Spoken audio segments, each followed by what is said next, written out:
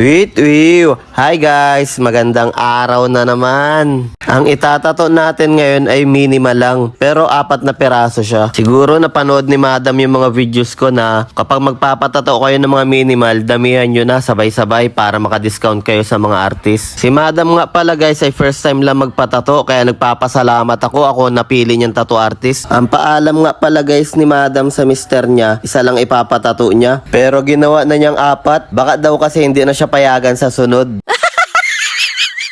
Kaya sa magpapatato dyan, gayahin nyo yung diskarte ni Madam. Sabihin nyo sa mga jowa nyo, maliit lang ipapatato nyo pero malaki pala. Kaya sa mga magpapatato dyan ng minimal, alam nyo na. Guys, next week nga pala, nasa Manila na ako. Kaya yung mga schedule ko dyan, ready na kayo. Mag-condition na kayo para hindi kayo may matay habang nagtatatuan tayo. Kumain na din kayo ng mga